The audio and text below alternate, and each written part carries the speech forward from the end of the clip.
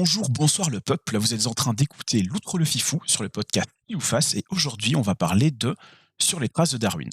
Mais pour ça, je ne suis évidemment pas seul, donc on peut tous dire un grand salut à l'invité du jour, Isara. Coucou Isara, Coucou. tu vas bien? Oui. Et toi? Bah écoute, super, 1 podcast. J'espère que ça va fonctionner, que tout ira bien. J'espère que, les gens vont apprécier l'écouter et surtout j'espère déjà que je vais réussir à le poster sur toutes les plateformes parce que ça je suis pas encore certain de comment on fait, mais on trouvera bien, hein? Oui, il y a pas de raison. Bah ouais, c'est ça. Aujourd'hui, on va parler d'un jeu que tu connais plutôt très bien.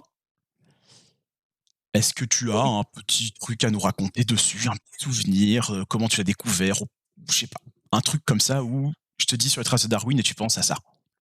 Je pense que je peux le si, le truc, qui me fait «rire le plus» entre guillemets, c'est que j'ai tellement parlé de ce jeu sur les lives de My Ludo, que Ouais. maintenant quand, les on en parle même sur d'autres lives et cetera et que ceux qui nous suivent sont là, ils disent tous que c'est le Isarador. Et À défaut d'avoir eu l'As d'or, il a eu le Isarador. Donc voilà pour la petite anecdote. ce qui est tout aussi prestigieux qu'on se le dise. Alors, sur les traces de Darwin, c'est un jeu de Grégory Grard et Mathieu Verdier, illustré par David Stibon et Maud Briand et édité par Soif, Sorry We Are French. Ça se joue de 2 à 5 joueurs pour 8 ans et plus et des parties d'environ 30 minutes. Tu es d'accord avec les 30 minutes ou Non. non? Plus court ou plus long? Ah non, beaucoup plus court. Beaucoup plus court. Après, toi, tu as pensé le jeu. Ouais, mais je peux te dire que ma partie la plus courte, elle a fait 8 minutes 8 minutes? et la plus longue a fait 24 sur, une découverte à 3. OK. Donc toi, tu mettrais quand même un peu plus court pour les 30 minutes? Je mettrais 20 minutes, je pense. OK. Bon, bah, comme ça, vous savez que si vous avez l'habitude de jouer aux jeux de société, ça vous prendra moins d'une demi-heure. Dans ce podcast, après vous avoir expliqué là où les mécaniques de base du jeu, chacun va donner son point de vue sur ce jeu. Et ça, pas n'importe comment, parce que l'un de nous deux aime beaucoup le jeu, à savoir Isara, tandis que l'autre a un peu plus de mal à le sortir. Dans ce cas-ci, c'est moi. Le but de chacun, c'est d'expliquer à l'autre, et du coup à vous aussi, ce qu'il a aimé ou non dans Sur les traces de Darwin. Alors, quand même un petit disclaimer, ce n'est pas une review, ce n'est pas rémunéré. On n'est pas là pour critiquer le jeu objectivement, mais plutôt pour l'encenser, ni pour l'encenser ou le descendre, pardon. On est plutôt là pour donner notre avis le plus subjectif, notre ressenti le plus profond. On peut aimer un mauvais jeu ou détester un très bon jeu. Et on n'est pas là pour évaluer la qualité du jeu, mais bien notre amour ou non pour celui-ci. Sur ce, on va retourner au vif du sujet, le petit pitch de Sur les traces de Darwin. Dans ce jeu, le but, c'est d'étudier les animaux, d'avoir du coup des points en fin de partie. Pour ça, chacun à son tour, on va pouvoir prendre une tuile qui se trouve sur le plateau central et l'ajouter à notre plateau personnel. Maintenant, ces tuiles, elles sont disposées selon un carré de 3 par 3 sur le plateau central et à son tour, il n'y a qu'une seule des lignes ou des colonnes de 3 tuiles qui sera accessible pour notre choix. On va aussi retrouver des petits personnages qui permettent de donner différents avantages. Et une fois que notre tour est terminé, on va devoir déplacer le beagle qui détermine justement la ligne ou la colonne qui est disponible et on va l'avancer d'un certain nombre de cases. Et alors, pour le joueur suivant, ce sera une autre ligne ou une autre colonne qui deviendra disponible. Ce beagle peut, au début de son tour, être déplacé aussi en dépensant une certaine ressource pour le mettre devant une ligne ou une colonne qui nous arrange un peu mieux. Il y a donc différents éléments qui permettent de remporter des points, que ce soit en étudiant les animaux, en remplissant des objectifs, etc. Est-ce que je l'ai bien résumé? Oui, ça Ouais, va.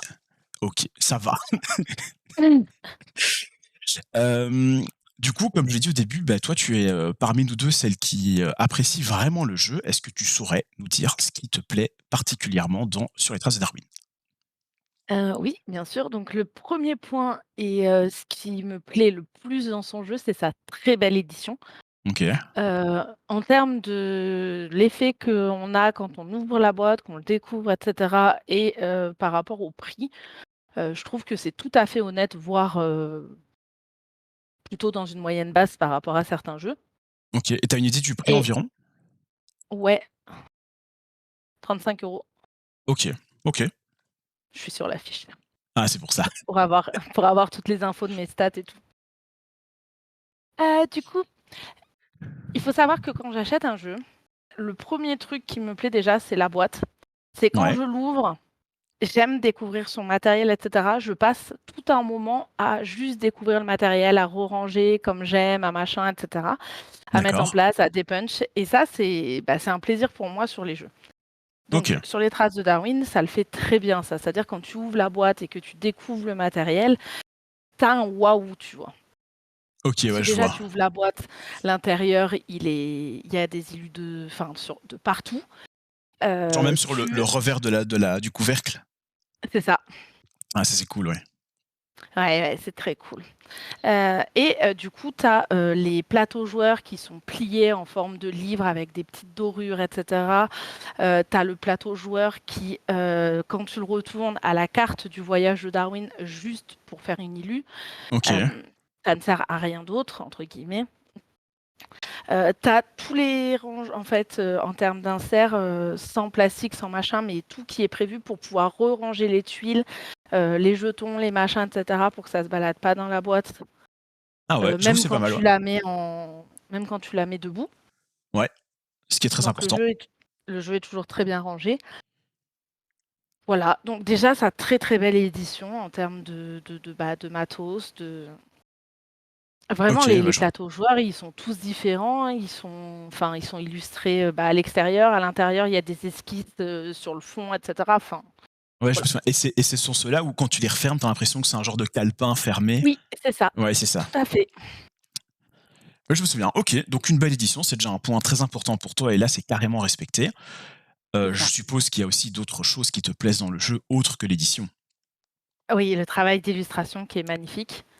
D'accord. Bon, il se trouve que, si on s'en pour ceux qui regardent les lives et qui s'en souviennent, j'avais illustré cette C'est vrai, couverture pour la soirée de lancement. c'est vrai. Un panda qui restera dans les mémoires. Ah ouais, ça, je vous invite à retourner voir sur, le YouTube de MyLudo les rediffs, la première rediff du 1er quiz, mais en effet, c'était, magistral. Voilà. Mmh. C'était un culbuto plus qu'un panda. Je me suis améliorée pour les pandas suivants, mais le Oui, premier c'était quelque chose et du coup, voilà, je fais un travail beaucoup moins, qualitatif que les illustrateurs de Sorry We Are French. Après, j'aime particulièrement David Sidbon et ce qu'il fait, OK. sur tous ses jeux, j'aime sa patte, et là, on retrouve vraiment de très belles illus. Les tuiles sont magnifiques, enfin, quand je joue au jeu, que je l'installe et cetera, il y a le plaisir des yeux et pour moi, c'est important. OK, ouais, je comprends tout à fait. Hem, J'avoue que là, moi, justement, tu parles de mise en place, ça, c'est un des trucs qui m'a un peu dérangé. C'est que, alors que c'est stupide, hein, parce que je fais des jeux avec une mise en place de fou à côté, mais celle-là, quand je pense à ce jeu, j'ai envie de pouvoir le prendre, le poser sur la table et d'y jouer. Et il y a un petit peu trop de mettre les tuiles ici, disposer ici, remélanger les tuiles. Je déteste mélanger des tuiles, je trouve ça super chiant à faire. Donc Oui. remélanger tout, c'est un peu trop de chipo pour ce style de jeu quand moi j'ai envie d'y jouer. Donc j'avoue que ça, c'est un de mes points négatifs qui fait qu'en fait, j'ai pas spécialement envie de le sortir. Sans Ouais, vouloir je citer comprends. spécialement d'autres jeux, il y en a où tu sors ton plateau et c'est parti, tu joues. Enfin, t'expliques les règles parce que tout le monde ne les a pas, mais c'est go. Donc ça, c'est un de mes petits points noirs sur le jeu. Maintenant, comme je dis, je fais des jeux qui demandent beaucoup plus de mise en place et ça ne me dérange pas. Non, Donc je mais sais je pas trop. reconnais par contre que la mise en place, c'est pas le plus gros point fort du jeu. Ouais, Ça, je suis tout à fait d'accord. Moi, pour le mélange des tuiles, ce que je fais, c'est que je les prends comme elles sont toutes alignées dans leur rangement, je les ouais. prends au hasard. Ah oui, ce qui fait déjà un premier mélange, quoi. Bah, du coup, comme ça, OK, ouais. Ouais, c'est vrai que c'est une solution, ouais, clairement. Bah, je retiens bah, pour si j'ai jamais un fini par jour, trouver parce que j'en avais marre de tout sortir, de mélanger dans le couvercle et de ah oui, donc c'est ça. Ah, maintenant, je prends le nombre tu dont mets dans j'ai le couvercle et besoin, tu secoues le couvercle ou quoi? et après tu abîmes les tuiles. Oui, en effet. Même si OK. elles sont qualitatives, au bout d'un Oui, moment, oui, de tu toute joues le façon, son avec le jeu. ça, même ton téléphone, il peut être de la meilleure des qualités. Si tu mets un marteau-piqueur dessus, a priori, il restera pas très longtemps. OK, bon, bah, voilà, donc travail d'illustration. D'autres Ouais, choses qui te viennent à l'esprit comme ça? le côté éducatif. J'aime beaucoup ça dans les jeux de société quand, il y a en plus, enfin, on apprend en plus des choses en même temps qu'on joue. Ouais. Et en plus, là, je trouve que c'est amené de manière, c'est pas invasif. Si tu veux, en gros, OK, je bon, vois ce que tu déjà veux dire. le livret de règles, il y a dans les premières pages, il y a le voyage de Darwin avec les étapes et cetera. Lis, Ouais. tu lis pas, c'est du lore, c'est comme tu veux, Ouais, tu peux heu skip sans et problème. et il y a un deuxième livret, qui a du coup, tous les animaux qui vont être sur les tuiles avec une petite anecdote sur eux. Donc c'est pareil, tu lis si tu veux, tu lis pas si tu veux pas. Ouais. Et moi, l'autre fois, par exemple, on sort une tuile, en jouant avec ma maman et elle regarde, elle fait: «Ouh là, il a pas l'air sympa ce serpent et tout», et moi du coup, je suis allée regarder dans le dans le livret et effectivement, c'était écrit que c'était l'un des plus venimeux. J'avais envie de lui dire: «On juge pas à l'apparence», mais du coup, bon, Mais là, elle avait ça raison. là, elle avait raison. Mais oui, ça en fait Mais du coup vas-y, vas-y, je vas-y. te coupais. Mais du coup, j'ai trouvé ça super «fun» entre guillemets, tu vois? On a vu l'animal, on s'est fait: «Ah!» Il a et du coup, hop, on allait dans le livret à côté, on avait une petite anecdote, une petite explication de ce qu'il était et cetera, et c'était cool et j'aime Ouais. bien ça dans un jeu. Et du coup, tu préfères quand ce genre d'informations se trouve dans un livret à part ou sur la carte ou la tuile en question? Est-ce qu'il y a des jeux qui te mettent en dessous de la carte, une petite info, un petit truc Oui. sur, tu Hearth, préfères? ça me tant que c'est pas gênant quand tu joues, OK, c'est ça me kiff. dérange pas, tu vois? Hearth, par D'accord. exemple, quand on joue, bah, ça nous arrive des fois de nous amuser à lire, les petites phrases en bas sur, les plantes ou les champignons ou les machins que tu joues. Ouais. Heu Et moi, je sais que quand on me dit dans le jeu, il y a des anecdotes historiques, culturelles, et cetera, et bah, je vais avoir envie, Trekking Through History, j'ai Ouais. envie de lâcher parce qu'on m'a dit qu'au dos de la carte, il y avait l'anecdote historique. Bon, OK. bah, voilà, moi ça me Ouais, donc vraiment ce côté éducatif, et d'avoir l'information sur le contexte, ça ouais, ça te parle? et que tu puisses choisir ou non de le lire par contre, que tu vois, ce OK, soit oui, pas oui, oui. obligé dans le gameplay, Ouais. OK, je vois bien. D'accord. Et tu connaissais déjà, la théorie de Darwin et tout ce qu'il a fait avant ou juste, tu sais, tu la vague idée de ce que tout le monde connaît de théorie de l'évolution et c'est tout, quoi? j'ai la vague idée de ce que tout le Tu monde la vague connaît. idée. OK. Et Du coup, malgré tout, bah, tu as ressenti quand même, j'ai appris des choses. OK. Bah, tant mieux en vrai. C'est cool que le jeu ait pu t'apprendre des choses parce que c'est quelque chose que tout le monde pense connaître et personne connaît vraiment au final. Mmh. Du coup, on a quand même pu avoir, un petit truc en plus. OK. Hem, je te laisse continuer. Un autre de ses points forts pour moi, c'est sa facilité de prise en main. OK. C'est-à-dire que, quand, j'ai quelqu'un qui vient à la maison, même s'il est pas forcément très joueur, je pose le jeu, je lui explique, il va jouer, il va peut-être lui manquer deux trois, enfin, il va pas forcément optimiser autant que le ferait un joueur expert. Ouais. Mais par contre, il va tout de suite comprendre qu'il peut prendre, quand il va poser le Beagle, c'est le bateau de Darwin, quand il va prendre qu'il va poser son truc et qu'il va voir les lignes ou les colonnes auxquelles il a le droit, il va vite comprendre: «Ah bah, je peux prendre un animal là, je le pose sur mon plateau». Il y a une couleur et un type, mammifère, insecte et cetera. Tu poses là où ça va. C'est même pour les enfants, c'est accessible si tu enlèves entre guillemets «les objectifs». D'accord. OK. On Et a tu as déjà déjà essayé de jouer avec des envisagé de enfants? le faire j bah, on a déjà on a je l'ai fait jouer à son père et on s'est dit qu'on allait le faire jouer, il l'a récupéré justement pour le faire jouer à sa fille qui a 6 ans, bientôt 7, D'accord. et du coup, sans les objectifs, ça passe. OK. Sachant que c'est un jeu qui est inscrit 8+, donc c'est cool qu'en retirant un tout petit élément, il y ait moyen quand même de le faire jouer un peu plus tôt, à tes enfants, quoi. Bah, ouais. OK. Hem, une dernière chose? Et bah, justement, c'est lié à ça, c'est le fait de Ouais. pouvoir y jouer un peu avec tout le monde parce que du OK. coup, littéralement, bah, j'ai un non-joueur qui vient à la maison, je le sors, je lui explique, ça passe. J'ai des joueurs plus experts, qui jouent à des très gros jeux et cetera, qui viennent, et ça passe aussi parce que, bah, juste, on va optimiser un peu plus, on va chercher à plus faire de combos et cetera, mais l'un ou l'autre n'enlève pas au jeu, et du coup, ça touche un public très large. OK. Je vois carrément ce que tu veux dire, ouais. Hem, je sais pas si tu as encore une dernière chose là, comme ça, qui te vient en tête dans ce que tu aimes autour du jeu?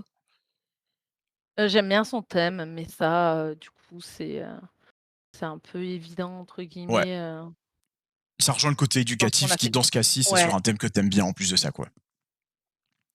Mmh. OK. Ah bah, écoute, bah, je vais passer à moi ce qui ne m'a pas plu dans le jeu ou ce qui m'a moins plu et le premier truc, bah, c'est lié aux tuiles. Alors on disait que c'était embêtant à mélanger, j'avoue que c'est pas spécialement un critère. Bon, c'est vrai que c'est pas agréable, mais c'est pas spécialement un critère. Par contre, ici, la manière de prendre ces tuiles, elle est assez originale, mais moi, ça me va pas du tout parce que quand je joue à ce genre de jeu où je dois optimiser mon tableau et cetera, j'ai envie de pouvoir prendre plus ou moins ce que je veux et ici, c'est très fort sujet à ce que les autres font parce que s'ils se retrouvent pas devant ta ligne, tu vas devoir utiliser tes ressources pour le déplacer. Si tu en as plus, bah, tant pis pour toi. En plus de ça, si on a pris celle que tu voulais et qu'en plus de ça, tu es pas sur ta ligne, enfin, c'est foutu. Enfin, c'est foutu, j'exagère, mais tu te retrouves à très vite être sujet à ce que les autres font et comme pour moi, dans ma tête, c'est un jeu où je fais mon truc sur mon plateau, j'ai pas envie qu'on me dérange sur le plateau central. Donc voilà, ça, c'est un truc qui m'a un peu moins embêté. Je l'avais aussi déjà dit, il y a le la mise en place qui était un peu fastidieuse. Bon, à voir si c'est un réel argument parce que, bah, je joue à des jeux qui demandent bien plus de mise en place que ça et ça ne me dérange pas. Mais je me suis dit: «C'est peut-être aussi parce que le jeu est très court et qu'avoir cette mise en C'est ça. place pour un jeu aussi court, ça m'embête, qu'avoir une mise en place de 10 minutes pour un jeu qui va me durer 3 heures, bah, c'est bon, je fais les 10 minutes de mise en place sans aucun problème». Mais tu as complètement raison, parce que c'est l'une des raisons pour lesquelles je le sors pas aussi souvent que ce que j'aimerais, parce que je Ah mets plus ouais. de temps à l'installer et à le ranger qu'à y jouer. Ah bah, quand tu fais 8 minutes la partie, tu m'étonnes. Mais oui, en vrai, je comprends, ouais, c'est un peu faudrait que tu aies une table rien que pour lui et comme ça, il est toujours prêt à jouer et là, ça irait, quoi. Ah ça irait. Hem Ça va rejoindre aussi la première chose que j'ai dit au sujet de ces sujets, enfin que ce que toi tu veux faire, ça dépend très fort de ce que les autres auront fait avant toi. C'est que là, il y a l'aléatoire de la pioche. Alors, c'est indispensable pour que le jeu, ce soit pas un bête puzzle de je fais mon truc et j'ai la stratégie qui fait qu'elle gagne tout le temps. Mais ici, ça m'a frustré parce que ça m'est arrivé pendant les parties de test où ben, j'attends une tuile, j'attends une tuile, j'attends une tuile, et en fait, elle arrive pas. Et quand elle arrive, quelqu'un d'autre la prend, et je suis là, bah, zut quoi. Donc ça m'a embêté, mais de nouveau, c'est de l'aléatoire qui est nécessaire, mais là-dessus, moi, ça m'a pas trop plu, parce que j'ai pas eu l'impression de pouvoir contourner cet aléatoire avec d'autres choses. Maintenant, est-ce que mes parties étaient conditionnées, à ce que ça ne fonctionne pas? J'en sais rien, mais en tout cas, ça m'a un peu dérangé. Et alors, dernière chose, c'est que la réflexion qui est demandée par le jeu, bah, moi, ouah, sans plus, quoi. J'ai pas spécialement eu l'impression de réfléchir à vraiment mon action, puisque de toute façon, si je réfléchis, ça va changer d'ici mon tour. Mais plutôt, ben, une fois que le beagle est positionné, je prends ce qui semble être OK parmi ce qui est disponible. Et puis voilà, donc j'ai pas eu l'impression de vraiment réfléchir à pouvoir anticiper, à pouvoir créer mon tableau, à me dire: «OK, là, il me faudrait ça, là, il me faudrait ça». Parce que de toute façon, il y a pas mal de chances que je ne l'ai pas, parce que, bah, voilà, les autres ont pris ceci, cela. Est-ce que ce serait pas aussi ce qui est positif pour certains avec le jeu de pas devoir réfléchir et anticiper comme un fou? Probablement, mais du coup, moi, ça m'a un peu dérangé. Maintenant, pour quand même mettre de l'eau dans mon vin, parce que, bah, le jeu, je pourrais y jouer en vrai, typiquement avec ma maman et ça rejoint ce que tu dis, hein, bah, tu peux y jouer avec tout le monde et ma maman, c'est pas du tout une grosse joueuse. Je l'ai fait jouer à Captain Flip en termes de difficulté, c'est très bien. Donc tu sens qu'elle a pas ce truc à vouloir anticiper, à vouloir réfléchir comme une folle. Donc c'est le genre de jeu qui, par son accessibilité, sa simplicité des règles, ont quand même l'avantage de pouvoir être joué avec plus ou moins n'importe qui.